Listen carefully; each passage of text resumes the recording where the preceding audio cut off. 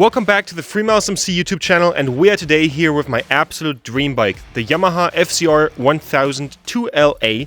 I bought this motorcycle last autumn and we had it as a project bike over the winter and got it done, and I want to kind of inspire you guys to do something similar. So in this video we're going to break down the whole cost that this bike gave me and also the whole project, talk about if I'm now happy with it, and as someone who has done something like this for the first time, what are kind of the troubles that I ran into and what kind of problems did I had when working on this machine, and after all, am I happy now with it? So let's take the bike for its first proper ride.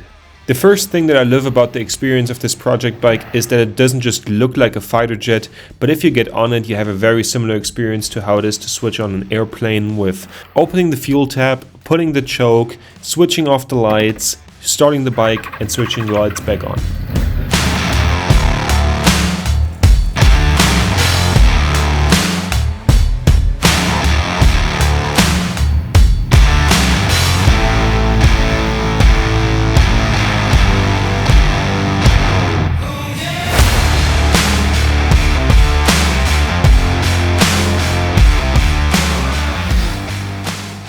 So we are now with the Yamaha FZR 1000 for the first time here on the cross-country road, and I'm so happy to be out with this motorbike. We've been working on it all winter, and it's incredible that something that I worked on and that I have built basically, well, not built completely, but like made back to roadworthy, is now here out on the side of the tire.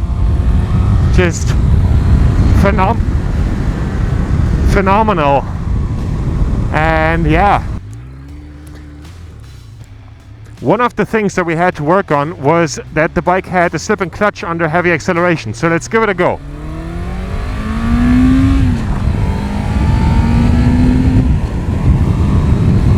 Yeah, that's gone. And honestly, this bike is so powerful that like 120 feels like cruising on it.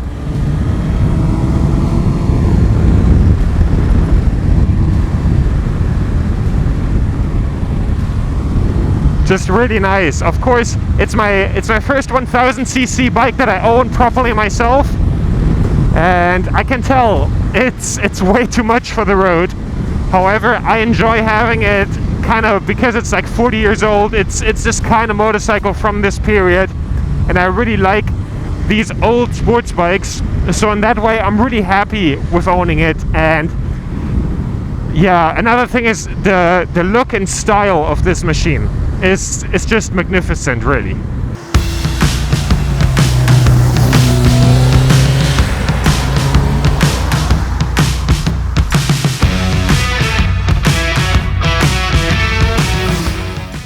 I initially bought this motorcycle for $1,000, and it's crazy that around $1,000 of handling is like this, basically, that you can for $1,000 buy a motorcycle that has this kind of handling in the turns.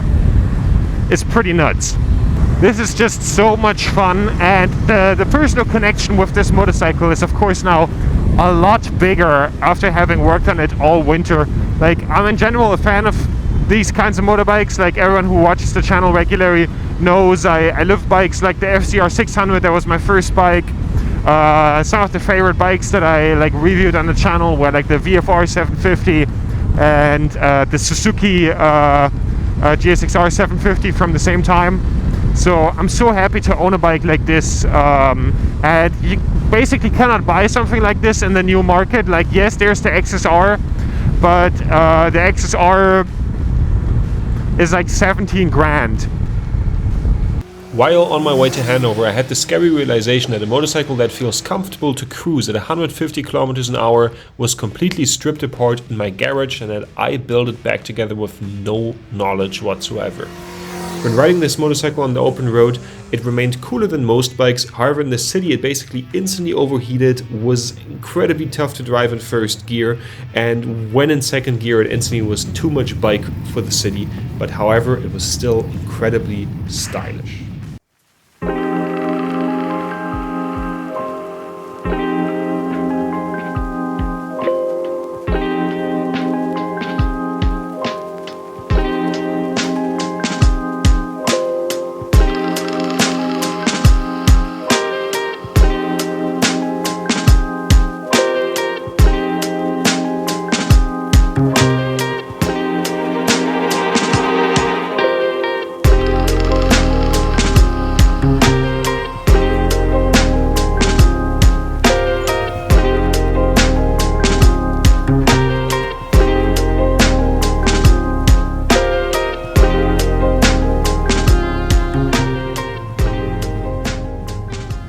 So after now taking the FZR 1000 for a spin, let's do a cost breakdown of what the project has costed me and also how much effort it was.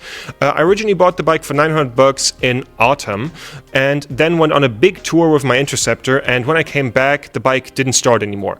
And with didn't start, I mean just didn't start at all. Like it didn't even make a sound. So I got to diagnosing that problem, and at some point I figured out it's a broken little cable behind the neutral switch. So I got to working on like fixing this. My first expense was getting a Highness owner's manual for 30 bucks. Then I started working. Building everything apart, I figured out this bike was pretty high-tech for 1987, with the result that this motorcycle is everything is pretty cramped inside.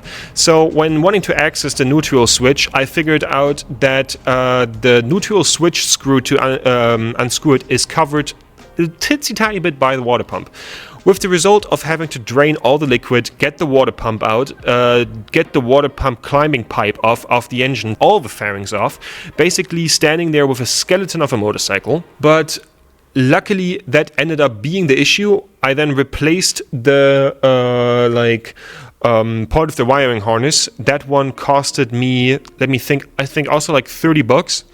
And then we were basically good to go again.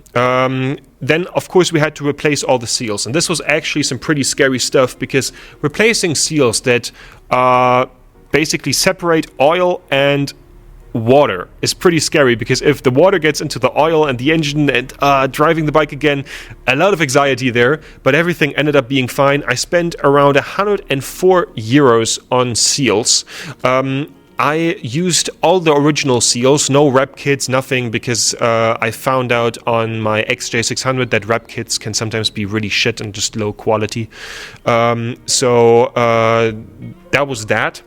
And then we also replaced, because when buying the bike first originally, I figured out that the bike has a slipping clutch.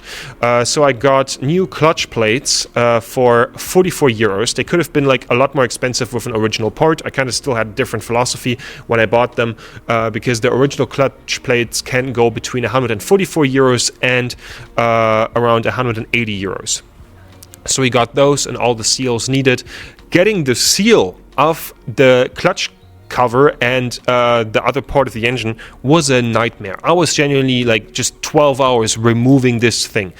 On top of that, I spent, let me check, I spent 30 bucks on new oil, 12 bucks on a new oil filter, and then I still spent, when like working on this motorbike, I realized that the screws in the clutch liquid reservoir were seized. So I bought a new reservoir, which put me into the position of not just having to buy like consumable items by the motorbike, like seals and so on, but an actual part. Finding parts for this motorbike can be a bit tough. So this thing does not have the original clutch reservoir on there. It has the clutch reservoir of the FJ 1200, which was a bit of trouble getting like properly on there, because it has a different handlebar and all this kind of stuff. But that costed me around 50 bucks, because I had the clutch reservoir restored by a guy named Marcus that always does really good work that I sometimes order parts from.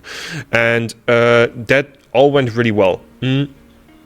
Doing all the work on the motorcycle was sometimes really scary, I have to say, because I was doing all of this for the first time. I did like small little bits of mechanic work on my Yamaha XJ600 and mostly failed at that, to be honest.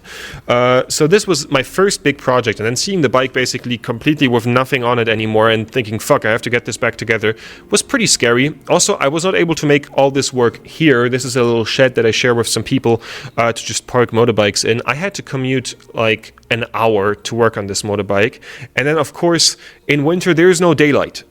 Yeah, you go home from work and it's dark. So I was doing all of this in the dark. I got myself like a construction zone light from eBay, and I got myself like a lamp from the side of the road. And this was kind of the light setup that I was doing this with in a pretty cramped space. And at the end of the day, it took me quite a lot of time. Like, there were a lot of days where I was in the garage until like 3 in the morning. And this in total took like 14, 12-hour days, basically. Also because I was pretty slow. I was doing all of this for the first time and was really nervous when doing that. Also, one of the things that led to me being nervous is that when you ask for advice, really be careful who you ask for advice, because there are a lot of people that just talk a lot of shit, especially when it comes to professional mechanic shops. Like I used to work in motorcycle shops doing like their social media and stuff, so never being involved with the bikes, and sometimes did image films for motorcycle stores. And the thing that really got on my nerves, every time I asked a question with like an old colleague or someone who wasn't like super close, it just turned into someone trying to hustle me. I went when I didn't get the screws out of the clutch reservoir to my old workplace, and they instantly diagnosed the bike with a bent like clutch rod inside the bike and said it's $2,000 to fix. It's incredibly easy to reach the clutch rod. Like seriously, like it's, you take off this taker cylinder and then you just pull it out. That's it. $2,000 for that and the new part. Are they like serious? And this is not the only incident where I had this happen to me. Another shop quoted me that when I just rode by there with the bike before it was winter and the bike basically fell apart to the point where I had to fix it, that the front simmer rings are untight. I tried the ever-living shit to get this thing to lose oil out of the front forks. The front simmer rings are fine. Then another guy told me that he can easily help me fix that the bike is only running on 3 cylinders. You heard the bike run. The bike is running on all cylinders. This originally was also the motivation to fix this whole bike on my own, because I had bad experiences with mechanic shops myself and also worked there, and there's a whole video on that at some point coming, because that's just the whole messed up situation in of its own. But basically, be really careful who you listen to, and don't always listen to professionals as well. Check this stuff yourself. If you're yourself sure of it, then it's fine. And basically, your most trusted friend is ChatGPT, because if you ask ChatGPT why something like this is, you basically get the internet collection of all the forums that are on the internet, and that's really often a pretty good guess. So there's that. Then, of course, it was a huge time investment. I froze my ass off in -5 degrees for all the recordings I did when fixing this motorbike. All in all, I have to say I'm happy, though, with the motorbike now. And I started on a Yamaha FZR when it was 600, and that's why I wanted a 90s or 80s super sport. I don't know if this is a good idea for everyone, because the bikes are uncomfortable. The clutches are really, really heavy. Not that heavy on this one because it's like a hydraulic clutch, and also the body position can get a bit intense. The bikes tend to overheat in stop and go traffic like really quickly. The bike basically doesn't want to go less than 80 kilometers an hour, and you really quickly cruise at like really high speeds. I originally didn't want to get the 1000. I wanted to get something like the 600, but I had the 600. The 600 blew up on me at like 80,000 kilometers, also while going more than 200 kilometers an hour. Not a good experience having the engine seize on you and the rear wheel lock up. Like, didn't want to repeat that. And the 400 I didn't want to get because of the weak engine, not because of like power, but because of reliability. And so I ended up with this one, also with the 1987 model, because I thought I don't have to do emissions testing with this one. So however bad the emissions get with this engine, it's all going to be good. And all in all, I have to say I'm happy. I love the style of the motorbike. This is basically like other people love cafe racers. I love this kind of style of motorcycle, so I also definitely bought it for like a style perspective. And also now with the like headlight crosses, I got them for free from like Trip Machine Company, which is really cool to support the project. And that's really, really nice. And all in all, the bike now cost me $1,200. Of course, there's also like cost like new tires and registration. I now didn't count them in because the old tires were still kind of good. They were just a bit old that I didn't trust them anymore on like this powerful machine.